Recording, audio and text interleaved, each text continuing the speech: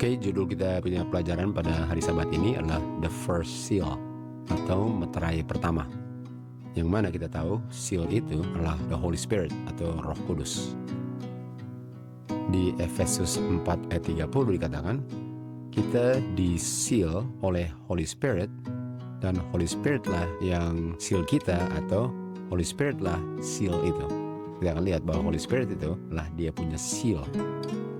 Karena untuk di-seal ialah untuk ditutup, dan untuk tutup dan mempertahankan itu tertutup perlu kuasa yang lebih kuat daripada yang sedang ditutup itu. Artinya kuasa Roh Kudus lah itu seal kan. Kita lihat di kutipan berikut. Di Kerinduan Segala Zaman dikatakan Kristus telah memberikan provision, yaitu Roh Kudus yang diberikan kepada semua orang yang bertobat untuk menjaga orang itu untuk tidak berdosa. Nah, kalau dibilang to keep him from sinning, artinya dia tidak berdosa dan mau dipertahankan untuk tidak berdosa. Artinya Roh Kudus itu adalah kuasa yang menjaga orang ini untuk tidak berdosa, dan untuk dia dijaga untuk tidak berdosa ialah untuk di-seal. Di-seal supaya dosa nggak bisa masuk ke dalam dia kan. Dan yang dijaga dalam hati adalah righteousness, nggak bisa keluar. Karena tujuan daripada penggodaan ialah untuk masuk dosa dan tentu saja keluar righteousness kalau tidak di-seal.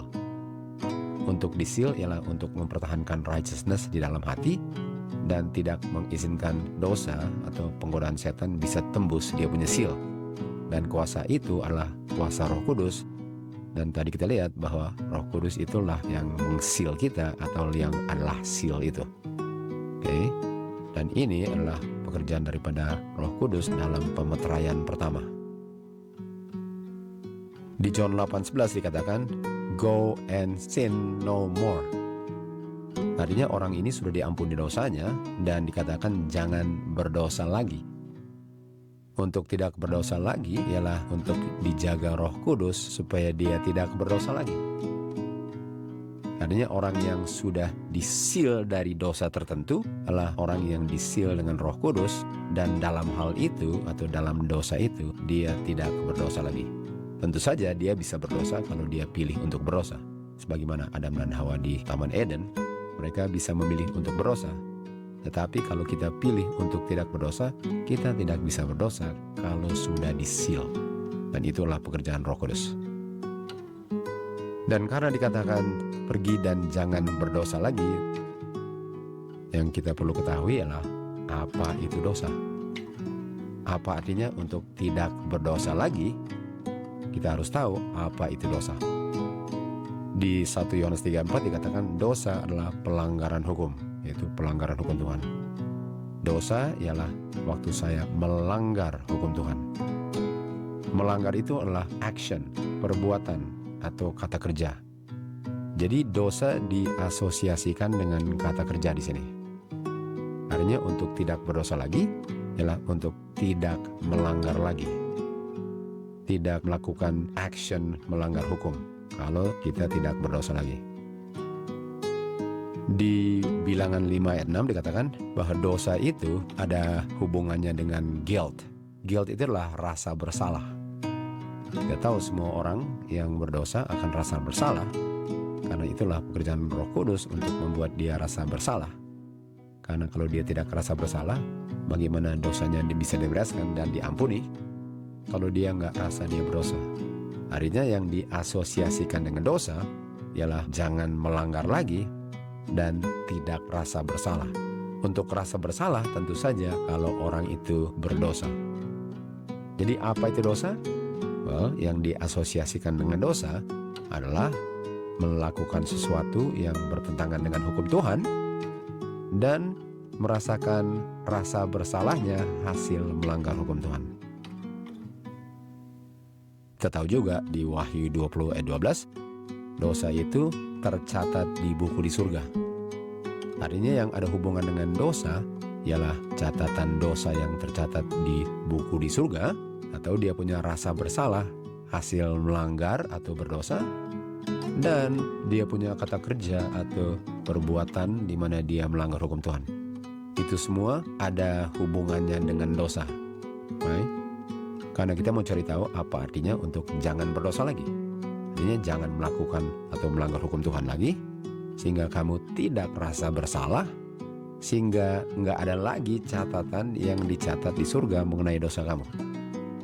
Itu semua diasosiasikan dengan dosa. Nah, Roma 6:23 dia katakan upah dosa. Ini juga ada asosiasinya dengan dosa. Karena kalau berdosa ada upahnya, atau dia punya wages, atau dia punya penalty. Artinya untuk tidak berdosa lagi ialah untuk tidak ada wages atau penalty daripada dosa, yaitu kematian, dari dosa yang dilakukan. Tidak ada dosa yang dicatat di buku di surga. Tidak rasa bersalah karena melanggar, dan tidak melanggar atau tidak melakukan sesuatu yang bertentangan dengan hukum Tuhan lagi. Ini semua ada hubungan dengan go and sin no more, atau to keep him from sinning. Right? Ini semua ada hubungan dengan dosa.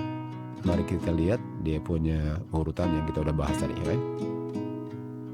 Yang ada hubungan dengan dosa ialah melanggar kata kerja, rasa bersalah karena melanggar, dan ada catatan dosa di buku atau beberapa buku di surga, dan ada dia punya wages atau upah, atau dia punya penalty. Ini semua that which is of sin. Ada hubungan dengan dosa. Dan kalau ini semua nggak ada, karena tentu saja dia tidak berdosa. Kalau dia tidak berdosa, tentu saja semua ini tidak ada.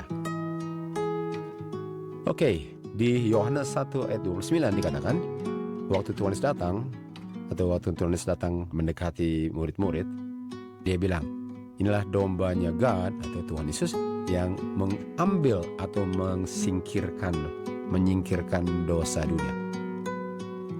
Artinya kalau kita mundur tadi, untuk take away the sin of the world ialah untuk take away perbuatan dosa saya, take away saya punya rasa guilty, take away atau mencoret catatan dosa yang sudah diampuni, dan take away saya punya dosa sehingga nggak ada upah dosa atau penalti dosa. Itu artinya untuk take away the sin of the world. Inilah Yohanes bilang waktu dia bilang the Lamb of God which taketh away the sin of the world. Sekarang kita lihat di Christ Object Lesson dikatakan di sini bahwa agamanya Kristus berarti lebih dari dosanya diampuni. Kalau lebih dari dosanya diampuni, artinya ada sesuatu daripada dosa yang harus dibereskan selain dosanya diampuni. Artinya nggak cukup untuk perbuatan saya diampuni. Kalau di sini dikatakan bahwa belum cukup untuk dosa diampuni. Itu artinya untuk mengambil, taking away our sins, sama dengan di John 1:9. Artinya to take away the sin bukan hanya take away perbuatan sin atau apa yang sudah dilakukan. Apa dan yang harus di take away? Selain kata kerjanya harus ada yang di take away. Di Signs of the Times September 24 dikatakan Tuhan Yesus memikul beban rasa bersalah seluruh dunia. Artinya dia take away kita punya guilt ke kayu salib. Yang dia take away adalah kita punya rasa bersalah hasil kita berdosa. Jadi nggak cukup untuk kita punya dosa diampuni, ada sesuatu yang harus di take away. Dan kita tahu dia take away kita punya kata kerja berdosa, yaitu dosa diampuni. Dia juga take away kita punya guilt, rasa bersalah. Bayangkan Tuhan Yesus di kayu salib merasakan rasa bersalah orang berdosa, sementara dia sendiri nggak pernah berdosa.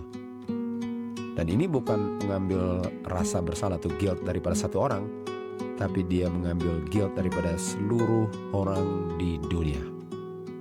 Jadi kita mau lihat apa yang harus di take away. Kita lihat bahwa lebih dari pengampunan dosa yang di take away. Di sini dikatakan waktu catatan dosa kita dicatat di surga, dan dosa itu diletakkan di sanctuary, dan untuk dibawa ke sanctuary ialah melalui darahnya Kristus yang dilambangkan dengan darahnya domba dalam sanctuary service di dunia. Dikatakan walaupun dosanya sudah diampuni, walaupun dia punya guilt sudah dipikul Tuhan Yesus, tapi kita belum dibebaskan atau dilepaskan dari tuduhan hukum sebagai pelanggar hukum. Artinya, kalau kita belum dibebaskan dari dosa itu yang sudah diampuni, bagaimana caranya untuk saya dibebaskan dari dosa itu? Kalau waktu diletakkan di sanctuary di surga, saya belum sepenuhnya dilepaskan dari tuduhan hukum sebagai pelanggar hukum, walaupun sudah diampuni dosanya, perbuatannya.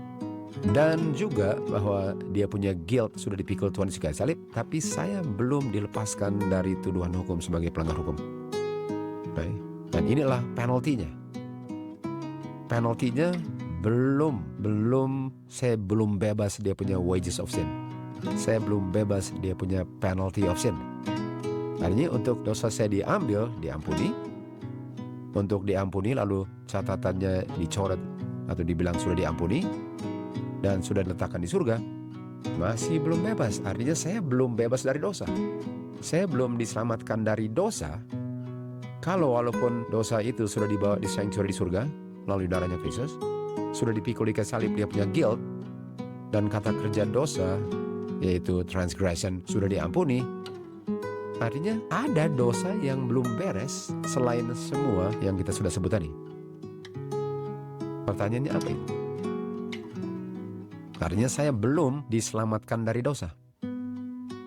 Artinya boleh katakan dosa saya belum di take away, walaupun ada yang sudah take away tapi belum bebas. Apa dan arti dosa kalau belum bebas dari dosa? Kita melihat dosa adalah akarnya, dan semua yang kita lihat tadi bukan akarnya. Perbuatan, guilt, dia punya penalty atau wages, dan dia punya record of sin, itu bukan akarnya. Sehingga waktu kita mengakui dosa kita dan dipikul rasa guilt kita, dan catatan di surga sudah ditulis dan sudah ditulis ampuni, dan dosa itu sudah ditransfer melalui darah Tuhan Yesus ke sanctuary, itu belum bereskan akarnya.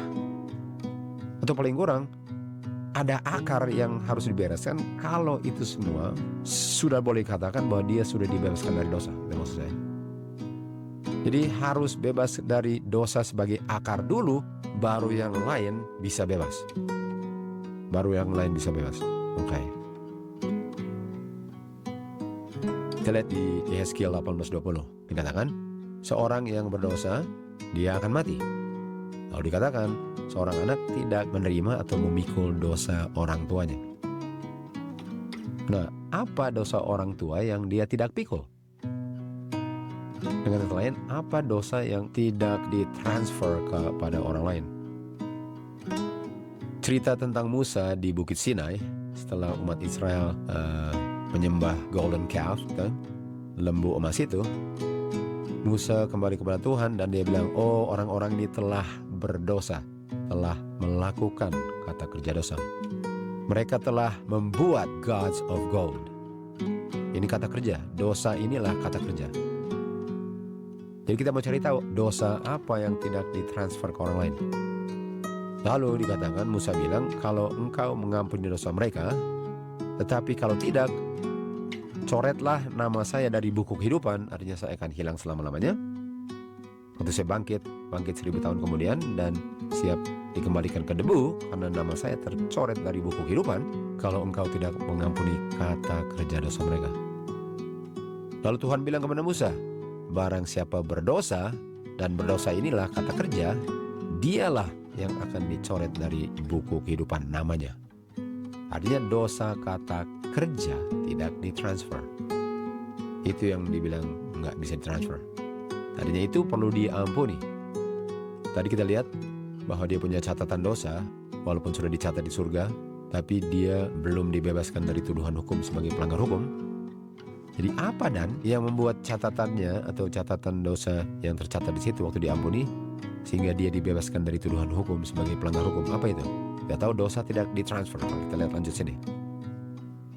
Di Mazmur 51 ayat 5 di King James Version dikatakan, saya dibentuk dalam dosa, dan di dalam dosa ibu saya conceive saya dan melahirkan saya. Nah, saya mau ambil dari ERV, katakan, saya lahir untuk melakukan kesalahan. dan Allah orang berdosa sebelum saya tinggalkan atau keluar dari rahim ibu saya. Dan dikatakan, saya orang berdosa. Tentu saja Daud bukan orang berdosa karena dia belum melakukan kata kerja dosa sebelum dia dilahirkan. Dan dosa ini ditransfer dari ibu atau orang tua ke anaknya. Kata kerja tidak ditransfer dari orang tua ke anak. Tetapi apa ini? Ini bukan kata kerja. Ini bukan catatan hukum. Ini bukan upah dosa. Ini bukan guilt. Apa dan? Di BSB dikatakan, saya di brought forth in iniquity, I was sinful waktu saya dilahirkan. Oke, sinful ini apa? Sinful ini adalah kata benda. Sudah kita tahu tadi bahwa kata kerja tidak ditransfer, catatan dosa tidak ditransfer, upah dosa nggak bisa ditransfer ke orang lain, walaupun Tuhan Yesus memikul kita punya guilt ya. Jadi apa ini? Sinner ini. Artinya untuk dibebaskan dari dosa, nggak cukup untuk dipangkas dia punya buah, harus dicabut dari akarnya. Dan inilah yang ditransfer dari orang tua ke dia punya keturunan anak. Karena di dalam kandungannya dia sudah mewarisi dosa dari orang tuanya.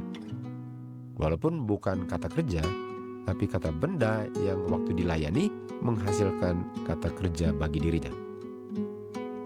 Kita baca di Education halaman 29 katakan, hasil makan buah pengetahuan baik dan jahat diungkapkan dalam setiap pengalaman manusia. Yang makan Adam dan Hawa, tapi dia punya hasil semua orang yang lahir punya pengalaman. Artinya ada sesuatu yang ditransfer dari Adam dan Hawa ke setiap manusia yang lahir. Di dalam nature daripada orang itu ada evil atau ada bent to evil. Ada kecenderungan untuk berdosa atau ada suatu force atau power yang kalau tidak ditolong tidak bisa di-resist atau ditolak. Artinya semua orang menerima sesuatu dari orang tuanya dan dia tidak bisa resist kuasa itu sehingga dia akan melakukan sesuatu bukan karena dia mau, tapi karena dia enggak melakukannya. Karena kuasa ini membuat dia tidak bisa resist evil. Dan itu diturunkan dari Adam dan Hawa. Adam dan Hawa menghasilkannya, lalu itu bent to evil itu diterima seluruh keturunannya. Dan itu yang kita baca tadi di sini, yang dikatakan bahwa saya di-shapen in iniquity di dalam kandungan ibu saya. Artinya iniquity ini atau sin adalah bent to do evil dan saya tidak bisa resist kuasa itu. It's a power. Dan hanya dengan satu power yaitu kuasanya Kristus lah kita bisa untuk resist kuasa itu. Ini diturunkan. Artinya kata kerja dosa nggak diturunkan. Guilt gak diturunkan, dan dia punya catatan dosa gak diturunkan, wages of sin gak diturunkan, tapi bent to evil, dia punya akar. Karena gak bisa di-resist, semua orang akan berdosa. Ini semua yang membuat orang berdosa. Di Roma 5 ayat 19 dikatakan, satu orang melanggar, banyak orang berdosa. Apa hubungannya satu orang dan banyak? Karena satu orang ini, atau Adam dan Hawa, menurunkan mereka punya nature yaitu bent to evil, sehingga kita semua mengalami pengalaman yang kita sendiri nggak cetak, tapi mereka yang cetak. Itu sebabnya semua orang yang lahir nggak bisa masuk surga kecuali yang tadi pagi kita belajar, dia dilahirkan kembali. Karena satu orang semua berdosa. Artinya ini adalah dia punya akar, kata benda. Dan akar itu akan menghasilkan buahnya. Walaupun buahnya dipotong, dipangkas, tetap dia akan menghasilkan buah sampai akarnya disingkirkan. Di Amsal 23 ayat 7 dikatakan, sebagaimana dia berpikir di dalam hatinya, demikianlah dia. Apa artinya ini? Apa yang di dalam hatinya adalah siapa dia. Artinya dia orang berdosa karena apa yang berdiam di dalam hatinya. Walaupun dia belum melakukan dosa sebagaimana yang kita baca tadi, Artinya dia belum melakukan dosa, tapi dia sudah dibilang orang berdosa. Di Mazmur 51 ayat 5 dikatakan, saya lahir untuk melakukan yang salah, saya adalah orang berdosa sebelum saya tinggalkan kandungan ibu. Nah, kata berdosa ini bukan kata kerja. Kata dosa inilah kata benda atau dia punya akar yang akan menghasilkan buah dosa. Itu nature, dia punya nature yang adalah bent to evil. Itu yang diwariskan. Kata kerja kita baca tadi tidak diwariskan, tapi kata benda dosa. Akarnya diturunkan sehingga semua orang berdosa. Artinya, dialah orang berdosa karena di dalam hatinya ada akar dosa. Tapi kata dosa ini bukan kata kerja, bukan catatan dosa, bukan guilt dosa, bukan upah dosa, tetapi dosa sebagai akar. Dan kita punya hati, dia punya heart, sangat licik dan menipu dan sangatlah jahat. Jadi semua orang yang lahir adalah deceitful karena di dalam hatinya ada akar dosa. Walaupun dia lahir belum melakukan dosa, tapi dia sudah dibilang berdosa, bukan kata kerja dosa, tapi kata akar, kata benda dosa. Itu sebabnya semua orang harus dilahirkan kembali. Di Roma 7 ayat 15 dia katakan, yang saya melakukan sebenarnya saya tidak melakukan. Okay? Artinya dia adalah budak terhadap akar. Biarpun dia mau rubah buahnya mustahil kalau akarnya masih ada. Yang saya melakukan bukan itu yang saya lakukan, tetapi yang saya benci untuk saya lakukan malahan itu yang saya buat. Karena ditentukan oleh akar dosa yang berdiam dalam hati orang itu. Lalu dikatakan, sekarang bukan saya lagi yang melakukannya, tetapi dosa yang berdiam dalam saya. Nah, kalau dosa yang berdiam dalam saya, tidak tahu dia berdiamnya karena itu diturunkan oleh orang tuanya mulai dari Adam dan Hawa yang kita baca tadi.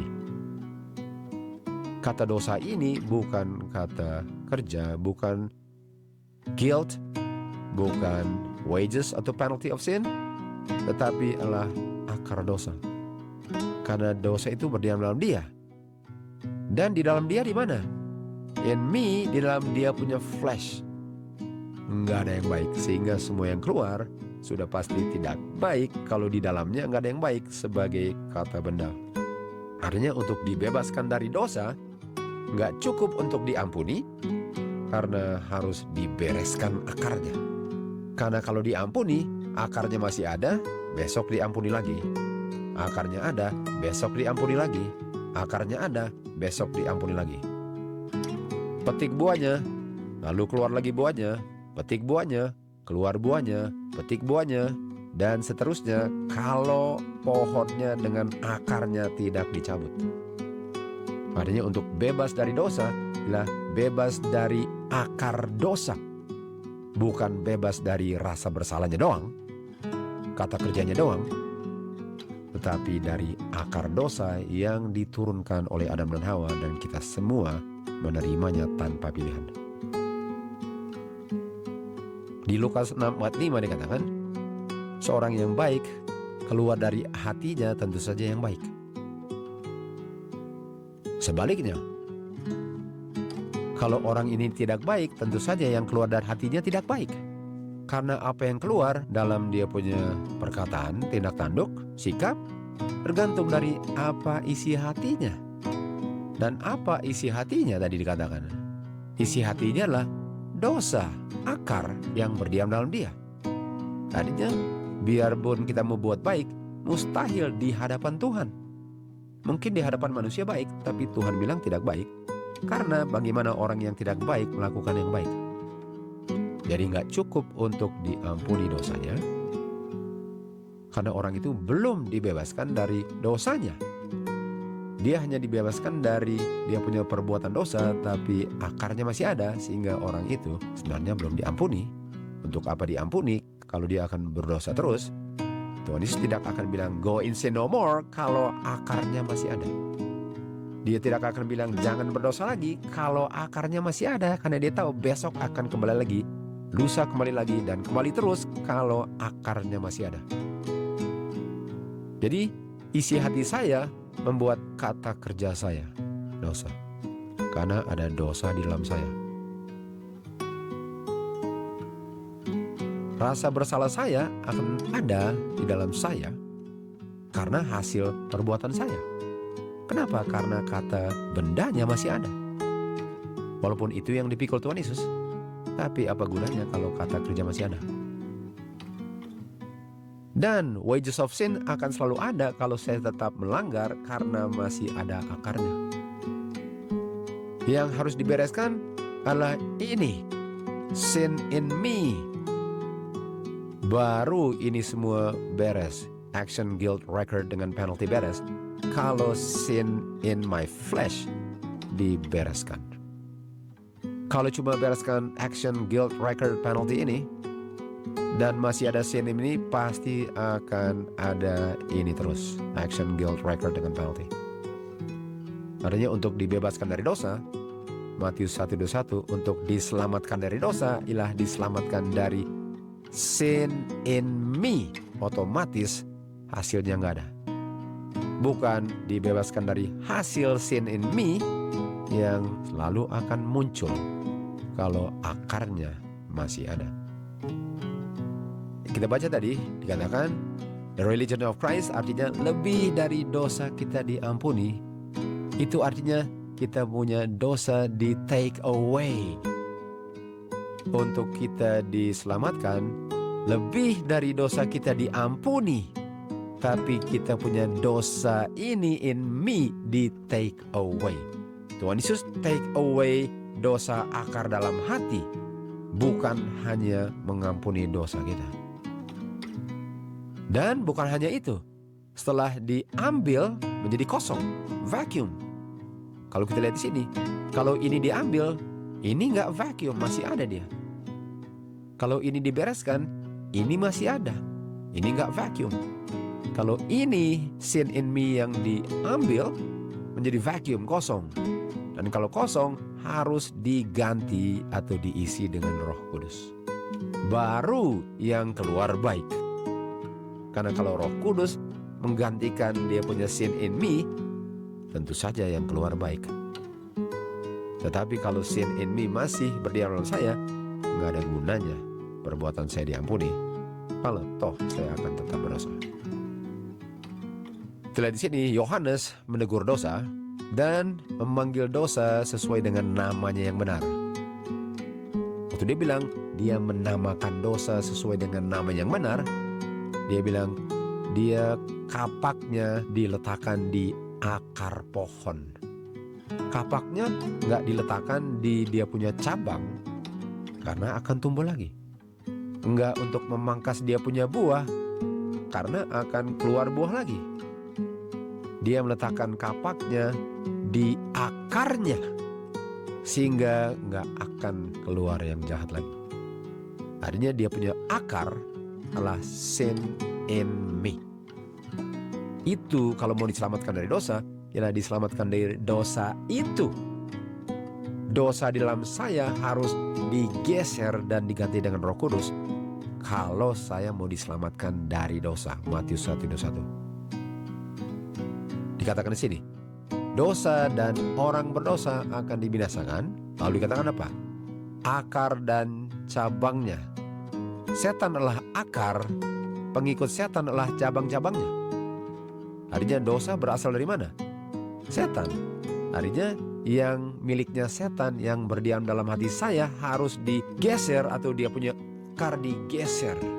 Sehingga saya bukan cabangnya dosa atau setan lagi, tapi saya cabangnya Kristus sesuai dengan John 15. Dari mana mulai akar dosa masuk ke dalam Adam dan Hawa?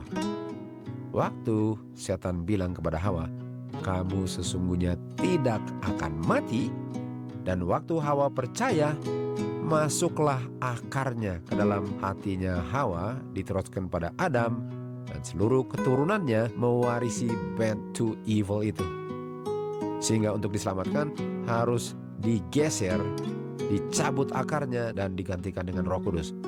Baru ada kesempatan untuk diselamatkan, karena sekarang dia harus tetap tidak berdosa karena dia masih ada hak memilih untuk berdosa. baru ada kesempatan untuk diselamatkan. Selama akarnya ada, dia nggak bisa selamat. Dikatakan di sini, perumpamaan seorang yang memiliki roh yang jahat, yang di cast out, dilempar keluar. Tetapi dia tidak menggantikan dengan the love of Christ. Jadi nggak cukup untuk mengosongkan hati kita, harus juga mengisi kekosongannya dengan yang akan masuk ke situ, yaitu Roh Kudus atau yang divine occupant itu. Nggak cukup untuk kosong, harus diisi dengan love of God, Roh Kudus. Kita bisa saja tinggalkan kebiasaan yang tidak baik, tapi kita belum disanctify karena kita nggak ada hubungan dengan Kristus. Artinya nggak ada gunanya, akarnya digeser, lalu nggak ada koneksi dengan Kristus. Seakan-akan saya sudah selamat. Artinya harus di cast out atau dicabut dari akarnya, lalu digantikan dengan Roh Kudus. Jadi nggak ada gunanya proses pemeteraian kalau orang itu masih ada akar dosa. Karena kalau memeteraikan orang yang ada akar dosa, artinya memeteraikan dia untuk pasti terima tanda binatang. Matius 1:21 dikatakan, umat Tuhan diselamatkan dari mereka punya dosa. Bukan hanya buah-buahnya, tetapi juga akarnya. Baru bisa dikatakan dia diselamatkan dari dosa. Nah, ini ada hubungan dengan meterai pertama. Dan untuk mengerti dan menghargai meterai pertama, kita harus tahu apa itu dosa dulu. Sekarang kita mau bahas dia punya fortress atau benteng. Artinya kita tahu tadi bahwa kita harus bereskan yang di dalam. Tentu saja yang pertama namanya carnal mind. Lalu kita punya bad habits, kita punya kebiasaan yang tidak baik, harus digeser. Kita punya ideas atau teori-teori yang salah, harus digeser sebelum di-seal. Nggak bisa di-seal sementara ada noda dosa. Karena kalau di-seal dengan noda dosa, kita di-seal dengan noda dosa, artinya nggak bisa tanpa noda lagi. Artinya dibebaskan atau di-seal kalau satu persatu sudah dibebaskan daripada persoalan-persoalan kita selain dia punya akar tadi kan. Apa benteng artinya? John 14:30 Tuhan Yesus katakan, waktu setan datang, Tuhan Yesus bilang, setan have nothing in me. Artinya nggak ada yang berasal dari the mind of Satan yang berdiam di dalam hatinya Kristus. Artinya Kristus adalah benteng yang tidak bisa ditembus setan. Artinya Tuhan Yesus di-seal dari setan punya penggodaan dan di-seal righteousness-nya di dalam hatinya dan tidak pernah berpisah dengan righteousness dan tidak pernah izinkan dosa masuk ke dalam dia karena Tuhan Yesus di-seal. Artinya ini contoh benteng, the fortress yang tidak bisa ditembusi oleh dosa atau setan. Tentu saja kita punya persoalan di dalam harus digeser keluar dulu baru di-seal. Nggak bisa kita di-seal kalau masih ada satu noda dosa. Dan kita akan lihat bahwa di-seal-nya ialah per persoalan. Artinya kalau saya ada persoalan itu benar-benar saya sudah taklukkan dengan kuasa Tuhan dan tidak tertarik lagi secara intelek dengan spiritually, saya di-seal dari persoalan itu, lalu harus sekarang di-seal dari persoalan lain satu persatu. Inilah seal pertama.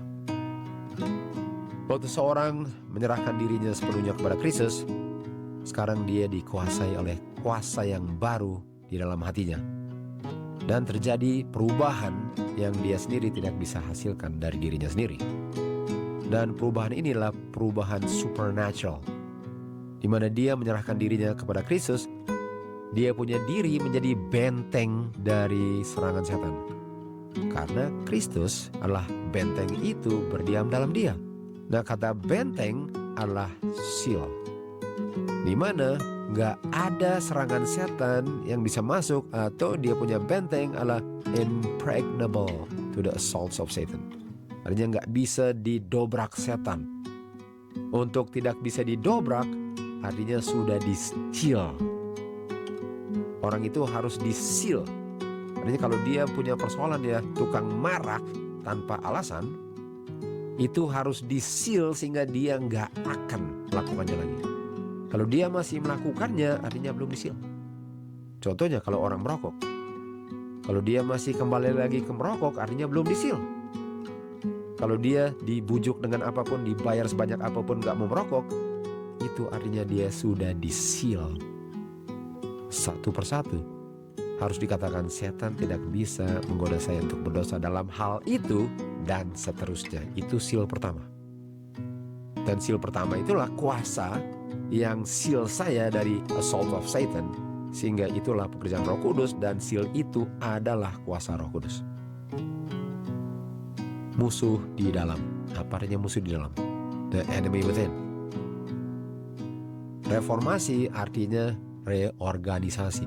Artinya untuk reorganize saya punya kehidupan. Apa yang di-reorganize?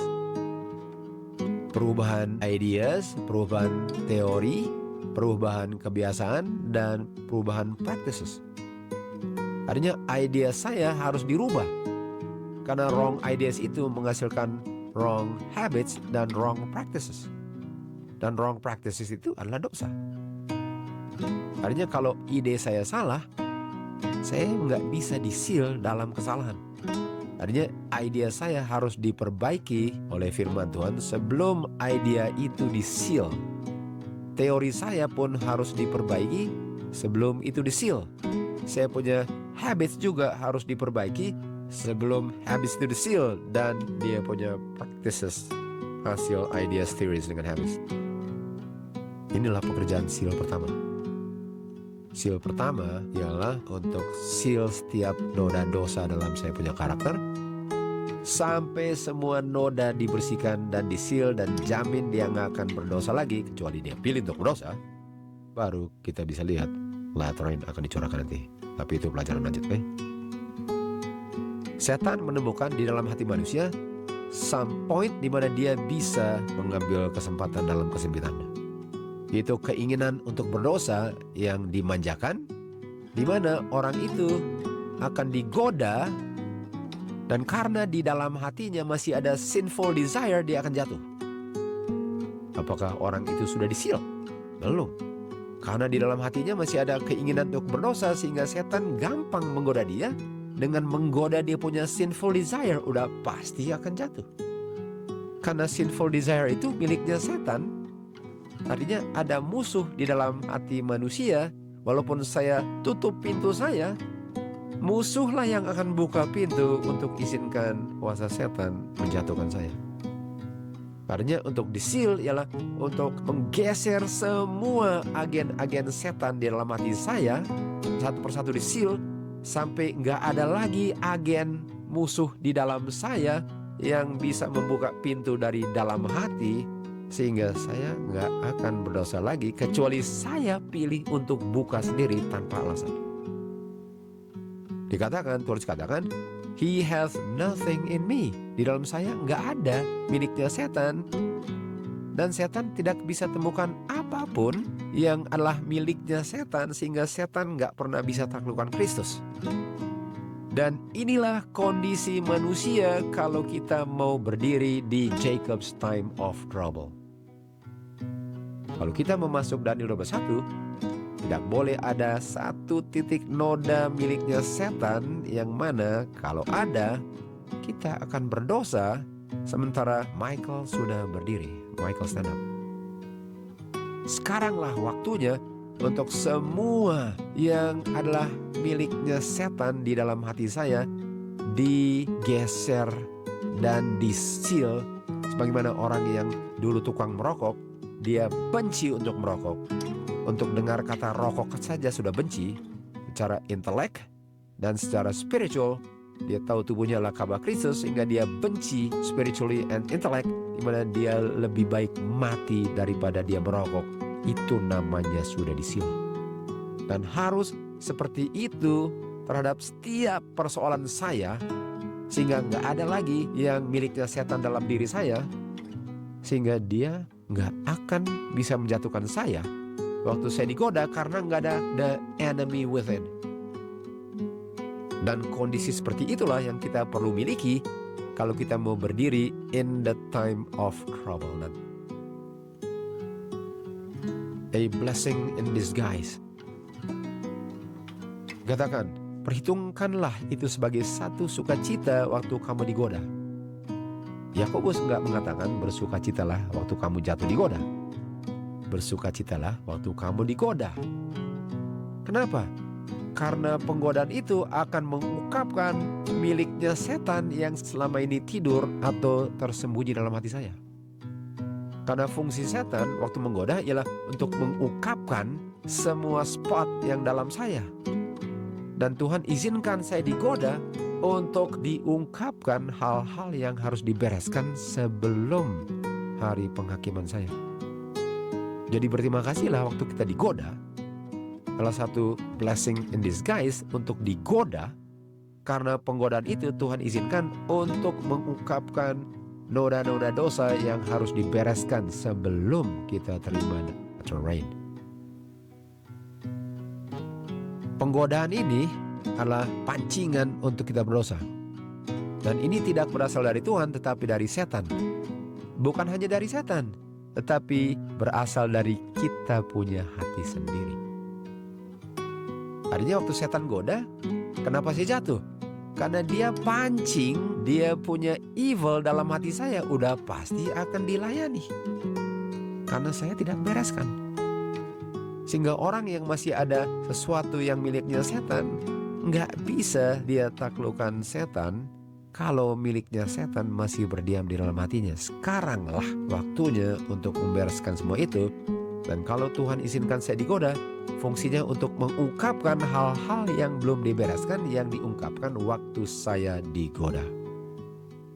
Lalu dikatakan, setan berusaha untuk menggoda kita agar karakter jahat kita bisa diungkapkan di hadapan manusia dan malaikat. Apakah satu berkat untuk digoda? Iya. Bisa saja saya bilang Tuhan ungkapkan saya punya noda dosa.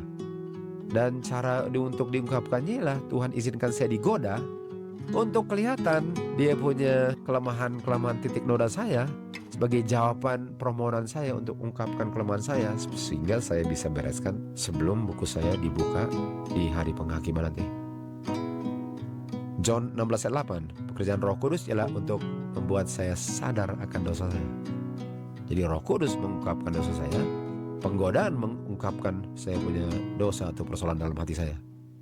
Kita tahu Petrus gak sadar kelemahan dia sebelum ke Getsemani. Dia pikir dia gak akan berdosa. Dia bilang, saya siap untuk mati. Dan dia jujur, walaupun jujur dalam kesalahan.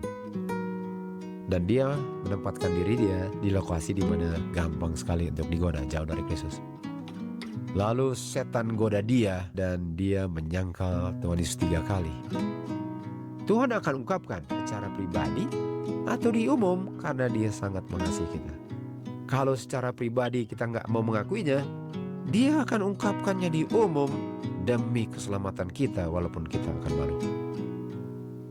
Dan setelah itu dia menangis, dia sadar bahwa dia ada persoalan yang baru dia ketahui, yang terungkap waktu dia digoda, yang selama ini dia pikir dia nggak ada persoalan lagi. Bukankah sekarang waktunya untuk kita, kalau mau cari tahu, sekarang waktunya. Sudah paling parah kalau dosa persoalan kita sembunyiin. Karena kalau sembunyiin, nanti akan muncul setelah tutup pintu. Sudah terlambat. Harus di-seal sekarang. Dan untuk di-seal ialah untuk digeser dan gak melakukannya lagi karena membencinya secara spiritually dengan intellectually. Itu yang kita perlu lakukan sekarang kalau kita serius tentang keselamatan kita. Pandangan Kristus terhadap Petrus yang mengkhianati gurunya meremuk hatinya. Petrus sudah mencapai titik turning point di mana dia bilang, dengan pahit dia bertobat terhadap dosanya. Pandangan Kristus menjamin bahwa dia diampuni. Dan wajahnya Kristus menunjukkan bahwa Kristus masih mengasihi dia. Karena penggodaan itu mengungkapkan kekurangannya yang perlu di-cleanse dan di-seal. Lalu apa yang terjadi? Percaya dirinya lepas atau percaya dirinya lenyap. Dia gak percaya dirinya lagi. Dia sudah bereskan persoalan itu. Lalu apa? Gak pernah lagi dia ulang hal itu. Artinya persoalan dia waktu digoda, waktu diungkapkan, setelah itu dia bertobat, lalu nggak pernah lagi sampai dia mati, dia ada persoalan itu. Artinya dalam hal itu, setelah Tuhan Yesus ungkapkan melalui penggodaan yang setan gunakan untuk menggoda Petrus, dia dimeteraikan. Satu persatu kita harus bereskan satu persatu persoalan kita sebelum terlambat. Apa hubungan hari Sabat dengan semua ini? Wahyu 7 ayat 2 dikatakan dari sebelah timur malaikat ini memegang atau memiliki the seal of the living God, meterai God yang hidup. Sementara Efesus 1 ayat 13 dikatakan kita di seal dengan Roh Kudus. Roh Kudus itulah seal. Artinya orang-orang yang menerima seal, menerima Roh Kudus, dan Roh Kudus itu adalah kuasa yang membuat mereka tidak akan berdosa lagi. Artinya untuk di seal ialah untuk menerima Roh Kudus, ialah untuk tidak berdosa lagi dengan catatan sudah bereskan dosanya. Nggak bisa jangan berdosa lagi kalau belum beres dosanya. Artinya pekerjaan Roh Kudus menginsafkan, lalu membereskan dosa itu, lalu memeteraikan orang itu dari dosa untuk persoalan itu dimeteraikan satu persatu sampai tidak ada noda dosa. Artinya orang-orang yang disil memiliki Roh Kudus untuk menjaga mereka agar mereka tidak berdosa lagi. Apa hubungannya dengan hari Sabat? Hari Sabat, hukum keempat adalah the seal of living God. Apakah hari Sabat Roh Kudus? Bukan. Apa dan? Dikatakan sini, hari Sabat hukum keempat adalah peringatan kita akan kuasa God dalam menciptakan langit dan bumi dan segala isinya. Artinya hari Sabat adalah tanda yang mengingatkan kita akan kuasanya God. Sekarang saya tanya, apa kuasanya God? Roh Kudus. Artinya orang yang memelihara hari Sabat adalah orang-orang yang percaya bahwa dia bisa di-seal dengan kuasanya God. Karena kuasanya God itu sanggup menciptakan sesuatu dari yang tadinya nggak ada. Hari Sabat adalah tanda kuasa Tuhan. Dan kuasa Tuhan itu adalah Roh Kudus yang seal kita sehingga dijamin kita nggak akan berdosa lagi kalau sudah dibereskan dosanya. Dan hari Sabat adalah tandanya. Artinya kuasa penciptaan adalah kuasa yang sanggup menyelamatkan, yang menyelamatkan kita dari dosa. Kuasa Roh Kudus. Itulah hari Sabat. Tuhan Yesus katakan telah menunjukkan kepadanya dengan jelas bahwa the image of the beast akan dibentuk sebelum probation tutup. Karena image of the beast adalah ujian besar bagi umat Tuhan, di mana akan ditentukan mereka punya eternal destiny. Image of the beast inilah ujian yang umat Tuhan harus lewati sebelum mereka dimeteraikan. Kita harus tahu inilah meterai kedua, bukan meterai pertama. Artinya untuk dimeteraikan di image of the beast test adalah orang-orang yang sudah di seal pertama, yang akan menerima seal kedua kalau mereka lulus ujiannya. Semua yang setia terhadap hukumnya menerima the seal of living God, seal kedua, seal terakhir. Dan mereka yang meninggalkan kebenaran dan menerima hari Minggu sebagai hari Sabat menerima tanda binatang melalui ujian ini. Dan apa hari Sabat? Hari Sabat adalah tanda bahwa Tuhan bisa seal saya sehingga saya nggak akan berdosa lagi. Jadi kalau saya sudah di seal pertama oleh kuasa Tuhan, kalau saya nggak pilih untuk berdosa, saya akan di seal kedua karena hari Sabatlah tandanya. Makanya saya akan terima seal karena yang terima seal tidak menyangkal hari Sabat. Di sini dia. Kita tahu di sini hujan awal, lalu the image of the beast dibentuk. Dan di situ juga mulai the loud cry, itu Wahyu 18, 1-5. Dan setelah itu loud cry berjalan bersama-sama dengan the latter rain. Dan di ujung daripada latter rain, kabar loud cry, the great final test, ancaman mati. Dan di situ juga ada the judgment of living, akan menentukan hasil ujiannya. Lalu umat Tuhan menerima seal atau mark, tergantung dengan mereka benar-benar sudah seal di sini atau masih jebol. Karena mereka belum benar-benar di seal pertama. Dan tutup pintu. Lalu the seven last plagues. Kita di sini sekarang. Semua noda harus bersih sebelum dapat lateran. Gak bisa dicurahkan lateran kalau ada satu titik noda dosa. Gak bisa. Karena kalau satu titik noda dosa masih ada di sini, saya dimatangkan dalam satu titik noda dosa itu. Dan saya akan terima hari Minggu di sini. Karena power of the Holy Ghost tidak seal persoalan itu, sehingga setan masih ada agennya dalam hati saya yang akan membuat saya gagal ujiannya. Dan akan terima the mark of the beast karena saya lalai di seal pertama. Oke, di Jude 24 dikatakan dia sanggup agar saya tidak jatuh dan waktu Tuhan datang kedapatan tanpa bercacat. Artinya seal itu mempertahankan saya dalam kondisi tanpa cacat saya. Itulah pekerjaan Roh Kudus ya. Tentu saja ini termasuk seal kedua kalau bicara sampai Tuhan datang. Tapi kalau sudah di seal dan nggak berdasarkan pilihan saya tidak mengisi dengan benteng itu dibuka lagi, saya udah pasti akan di seal kedua nanti, guys. Nah, di sini kita lihat gereja kelihatannya sepertinya sudah mau jatuh, tetapi gereja tidak jatuh. Nah, artinya gereja yang tidak jatuh lah gereja yang sudah di seal karena keep you from falling. Gereja tidak jatuh, artinya gereja nggak akan jatuh kalau sudah di seal. Tentu saja ada hubungan dengan hari Sabat kan. Karena hari Sabat adalah tanda kuasa Tuhan adalah kuasa Roh Kudus adalah seal. Hanya gereja yang di seal adalah gereja yang memelihara hari Sabat, yang memiliki kuasa Tuhan. Dan kenapa gereja kelihatannya sudah mau jatuh tapi tidak?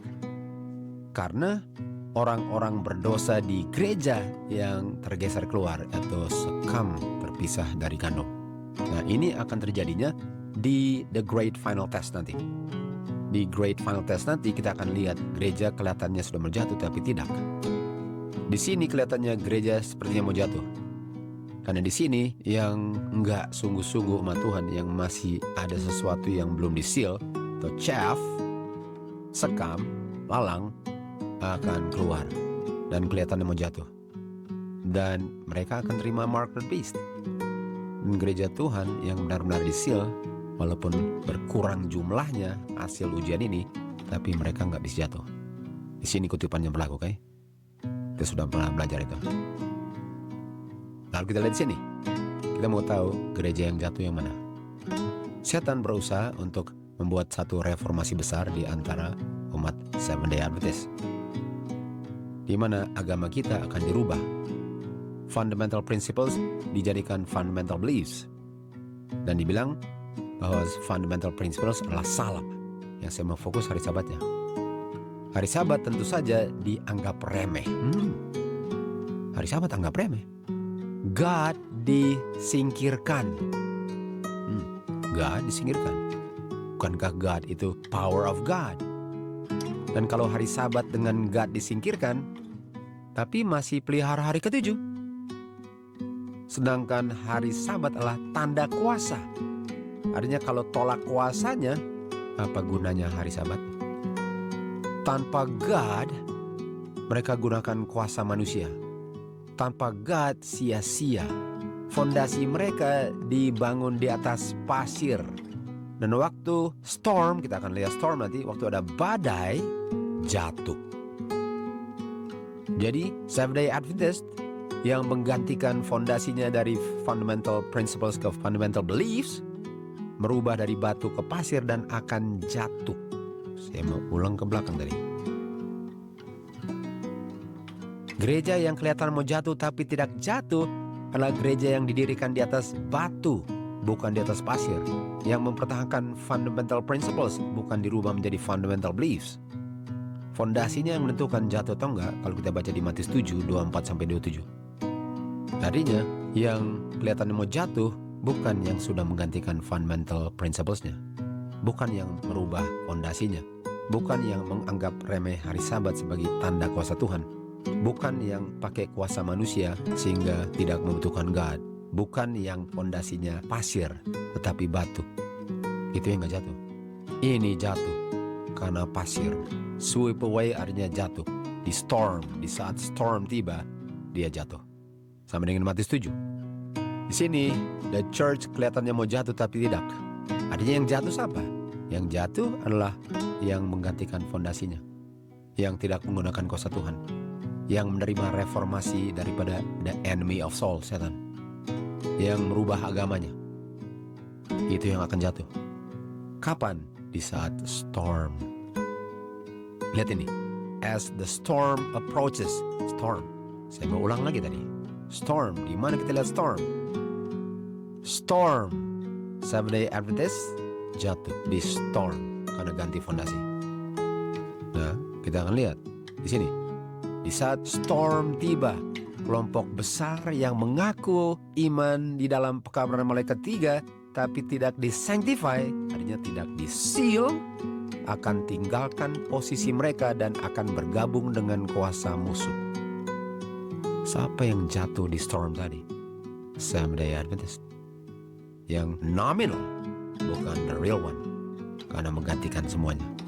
Storm tiba, banyak akan jatuh. Di sini gereja kelihatannya mau jatuh, tapi tidak. Karena banyak yang mengaku Advent. Rupanya cuma hari ketujuhnya Adventnya, tapi tanpa kuasa untuk disilnya.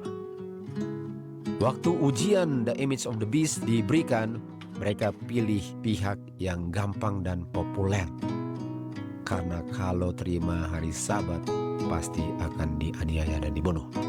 Mereka tunduk kepada kuasa ini karena mereka tidak disil. Di saat ujian besar ini, storm, kelompok besar yang mengaku Advent nampaknya bukan Advent selain Advent pengakuan. Di sini mereka jatuh. Dan gereja sesungguhnya remnant kelihatannya mau jatuh tapi tidak. Kenapa tidak? Karena di-seal with the seal of the living God. Wahyu 3:9 dikatakan, lihatlah aku membuat mereka menjadi synagogue of Satan. Synagogue apa? Gereja. Saya membuat ini gereja setan. Yang mana mereka bilang kita adalah orang Jews. Nah, orang Jews itu adalah bukan Jews lahiriah, spiritual Jew, born again. Tapi mereka enggak. Mereka bukan Jews, mereka bukan orang-orang born again. Yaitu synagogue of Satan yang bilang born again tapi enggak. Mereka akan worship di kakinya umat Tuhan nanti. Siapa mereka ini? Siapa mereka yang sembah kaki umat Tuhan? Miss White katakan, kamu pikir orang yang worship di kakinya umat Tuhan, mereka akan diselamatkan? Dikatakan tidak, mereka tidak akan selamatkan. Lalu dikatakan, Tuhan tunjukkan kepada saya, atau Tuhan tunjukkan kepada Miss White, bahwa kelompok ini adalah yang mengaku Advent, nominal Adventist, tapi fall away. Artinya, ini hanya benar harinya, tapi tolak kuasanya. Hari tidak menyelamatkan. Yang menyelamatkanlah kuasa Roh Kudus yang adalah seal itu dari serangan setan. Hari tidak menyelamatkan. Yang menyelamatkan adalah the power of God, yang mana harinya adalah tandanya, bukan powernya. Harinya nggak ada gunanya kalau harinya benar, kalau tidak memiliki the power of God atau the seal of God. Di jam pencobaan, waktu mereka diuji, ditunjukkan karakter mereka sesungguhnya. Dan sadarlah mereka bahwa mereka hilang selama-lamanya. Dan mereka sembah the saints' feet. Siapa professed atau nominal Adventist? Alkitab dan Roh Nubuat bilang, the synagogue of Satan. Karena yang dibesar-besarkan harinya, bukan kuasa sealnya. Mereka bilang mereka adalah Jews, tapi tidak. Mereka adalah the synagogue of Satan. Apa yang terus bilang mengenai orang-orang Farisi? Kamu anak-anaknya iblis. Synagogue of Satan adalah anak-anaknya iblis. Apakah orang-orang Farisi hari Sabatnya benar, tapi nggak ada kuasanya? Mereka tolak Tuhan Yesus, tolak Roh Kudus. Mereka pakukan Tuhan Yesus. Di akhir zaman juga ada orang-orang yang harinya benar, tapi tolak kuasanya. Mereka di zaman Tuhan Yesus dibilang the children of the devil. Kenapa? Karena mereka gagal untuk menerima Roh Kudus. Kalau mereka menolak Kristus, menolak Bapa, menolak Rohnya, menolak kuasanya, hanya menerima tanda kuasanya tanpa kuasanya. Tuhan tunjukkan kepada saya kelompok professed Adventist ini yang telah jatuh ini tadi. Di dalam krisis karakternya diungkapkan. Ini kan, di dalam krisis jam penggodaan karakternya diungkapkan. Karena yang diuji bukan hari apa kamu berbaktinya. Yang diuji apakah kamu memiliki kuasanya, yang mana harinya adalah tandanya. Jadi nggak ada gunanya untuk pelihara tandanya kalau nggak ada kuasanya yang seal saya dari serangan setan. Yang saya butuhkanlah kuasanya, sehingga harinya ada maknanya karena kuasanya. Jadi walaupun saya bilang kalau hari Sabat kalau ujian Sandelo saya udah pasti pilih hari Sabat lah. Seakan-akan harinya yang menyelamatkan. Mereka nggak tahu yang menyelamatkanlah kuasanya. Yang seal bukan harinya. Yang seal adalah kuasanya yang ditolak. Yang dibesar-besarkan adalah harinya. Apa bedanya dengan orang-orang Farisi dulu? Di dalam krisis, karakter diungkapkan. Kapan karakter sebenarnya diungkapkan? Di saat the great final test. Di saat pintu kasihan tertutup, di situ karakternya terungkap. Di situ di Matius 22 nampaknya tidak dikenakan jubah pernikahan. Karena hanya mengaku sebagai Advent, tetapi menolak kuasa yang mana tandanya adalah hari Sabat, hari ketujuh. Jadi penting sekali untuk kita memiliki kuasanya. Baru ada artinya untuk memelihara hari yang benar. Gak ada gunanya harinya benar, tapi tolak kuasanya, itu akan terima tanda binatang. Nominal Adventist dalam konteks pelajaran ini akan tinggalkan posisi mereka dan bergabung dengan musuh dan akan terima the mark of the beast. Karena yang dibesarkan adalah harinya, bukan kuasa Roh Kudusnya yang memeteraikan kita di sini. Sekarang yang paling penting sini. Dikatakan, go and sin no more. Pergilah dan jangan berdosa lagi. John 8:11 Tuhan katakan, saat kamu tidak dituduh hukum sebagai pelanggar hukum atau dosa kamu diampuni, dan setelah dosa diampuni, go and sin no more. Nggak bisa dia sin no more kalau dia belum di-seal sinnya. Tuh. Tadinya harus di-seal dulu, baru kita harapkan dia tidak berdosa lagi. Seorang yang di-justify by faith sama dengan diampuni dosanya lalu dibenarkan dan menerima righteousness karena dia dibuat menjadi just, diampuni dosanya. Lalu setelah itu apa? Setelah dosanya diampuni, dibilang apa?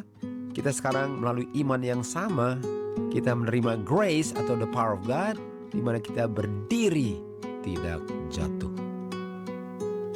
Artinya penting sekali pekabaran 18:88 yaitu righteousness by faith, justification by faith yaitu pekabaran malaikat ketiga.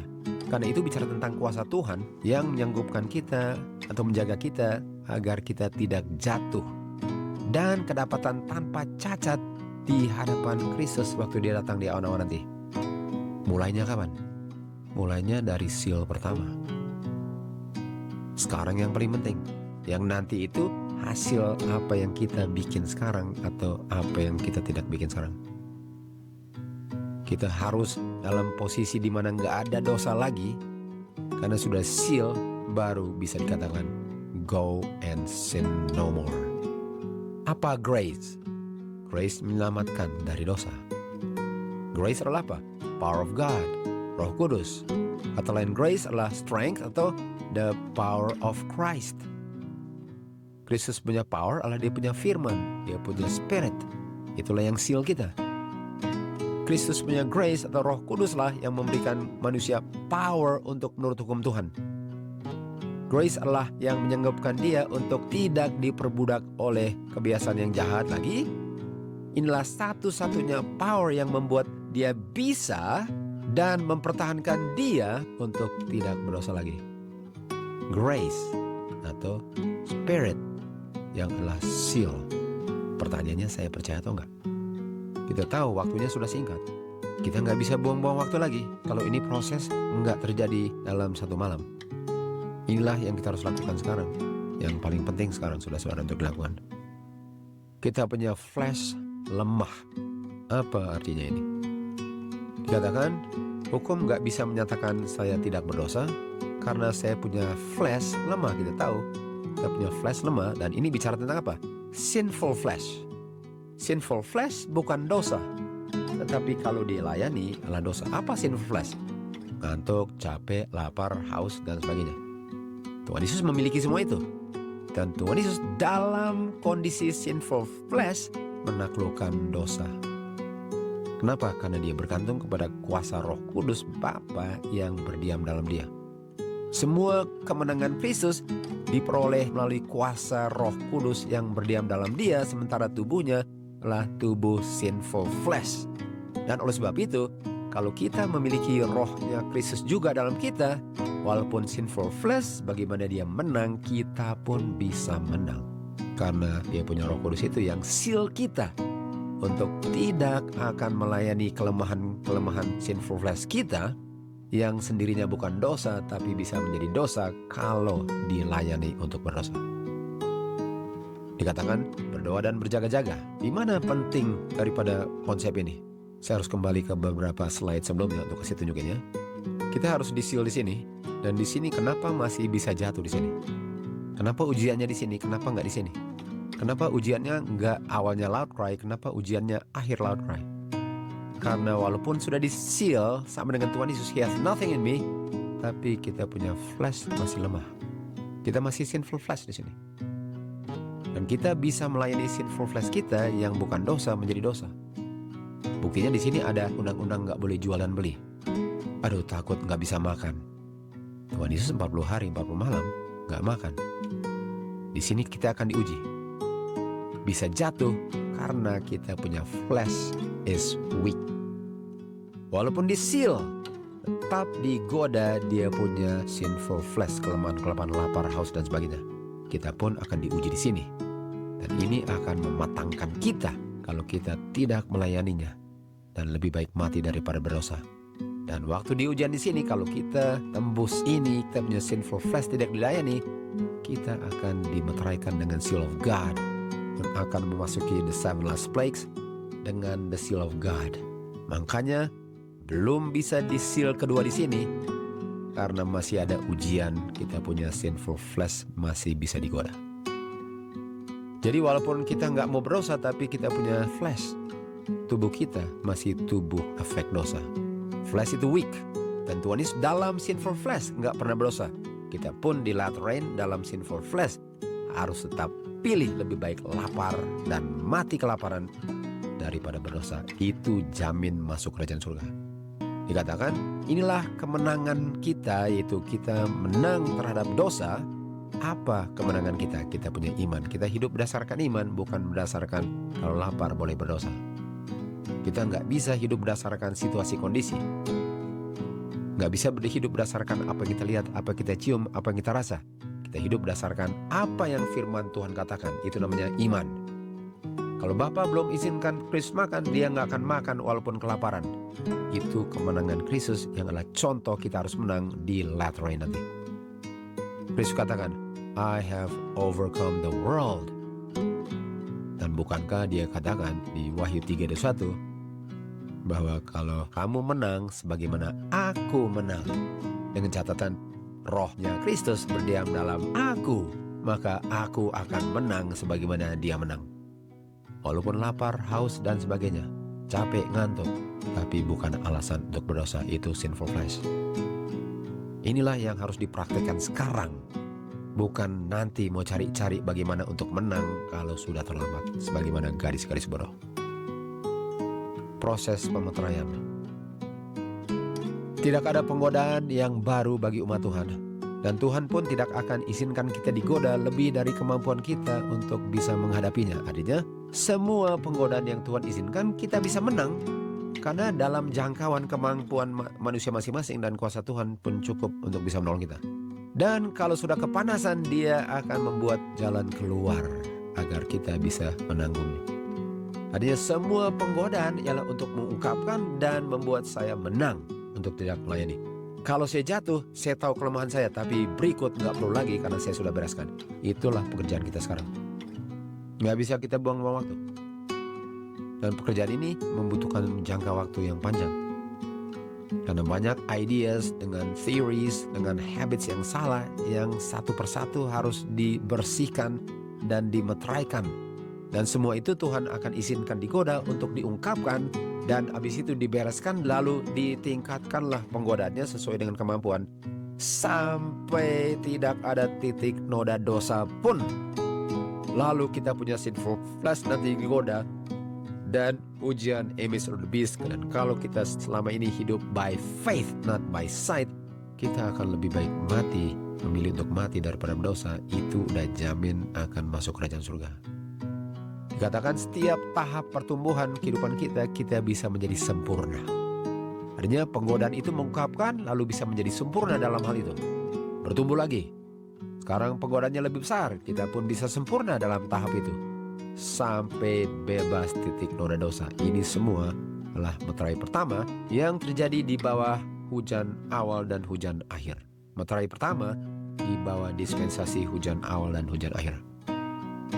Tetapi kalau kita masih hidup, kita harus tetap bertumbuh karena pengudusan pekerjaan selama probation masih terbuka. Sebagaimana kesempatan bertambah-tambah, pengalaman pun akan bertambah-tambah, pengetahuan pun bertambah-tambah. Kita pun lebih kuat untuk menanggung tanggung jawab, dan kita punya kedewasaan kerohanian kita akan setara atau sesuai dengan semua kesempatan atau kebenaran yang Tuhan sudah berikan. Artinya kita harus belajar terus, bertumbuh terus, dan hadapi dosa atau diungkapkan dosa dan menaklukkan dosa, dan dimeteraikan lalu maju lagi setiap hari. Nggak ada waktu yang bisa dibuang-buang. Karena kehidupan kita di dunia ini ialah untuk membuktikan kita setia atau enggak. Orang yang melakukan hal-hal yang nggak ada urusan dengan keselamatan, nggak serius dengan keselamatannya. Seakan-akan banyak waktu untuk membereskan noda dosanya, kalaupun dia tahu itu persoalannya. Nggak bisa buang-buang waktu kita, guys. Dikatakan bersabarlah dengan menunggu kedatangan Tuhan Yesus, karena dia pun menunggu buah-buahnya, tapi buah-buahnya atau karakter Kristusnya yang sempurna hanya akan dibentuk setelah terima early rain, seal, late rain, seal, baru ujian akhir, baru seal kedua, baru dia datang setelah 7 last plagues. Tadinya harus ada early untuk di seal dan dimatangkan tanpa noda. Kalau kita gagal di early, kita dimatangkan dalam noda. Kalau kita bebas noda hasil early, kita dimatangkan bebas noda. Walaupun dimatangkan bebas noda, tetap digoda kita punya sinful flesh di the latter rain, dan harus tembus baru di seal. Sebagaimana embun dan hujan pertama diberikan untuk berkecambah dan hujan akhir untuk mematangkan, demikian juga Roh Kudus diberikan untuk bekerja dari satu tahap pertumbuhan ke tahap berikutnya. Proses pertumbuhan spiritual. Pematangan gandum sama dengan komplit pekerjaan Roh Kudus di dalam jiwa itu. Apa yang membuat matang? Latter rain. Tapi nggak bisa terima latter rain kalau masih ada satu titik noda dosa. Dan sekaranglah kita sedang dalam tahap harus bereskan satu titik noda dosa kalau mau tembus nanti. Di saat kita sudah menerima latter rain, tidak ada noda dan tidak melayani the sinful flesh, karakter moral image God akan disempurnakan sebagaimana Adam dan Hawa diciptakan sesuai dengan the moral image of God. Buah akan dihasilkan dengan segera, sabit dikeluarkan karena sudah masa panen. Buah adalah karakter Kristus yang dia tunggu untuk diungkapkan dalam gerejanya. Di saat karakter Kristus dengan sempurna direproduce, apa yang menghasilkan itu? The latter rain. Baru dia akan datang kedua kalinya di awan-awan. Bukankah itu yang paling penting dari segala-galanya? Sekarang pekerjaan kita untuk cari tahu apa persoalan kita. Minta kepada Tuhan kasih tunjuk persoalan kita. Dan waktu digoda, kalau ada persoalan akan diungkapkan lalu bereskan. Satu persatu sampai tidak ada satu titik noda pun, baru akan terima latter rain dan akan digoda sinful flesh-nya. Dan kalau kita tidak melayani sinful flesh, kita akan dimeteraikan. Ini adalah a more sure word of prophecy. To God be the glory.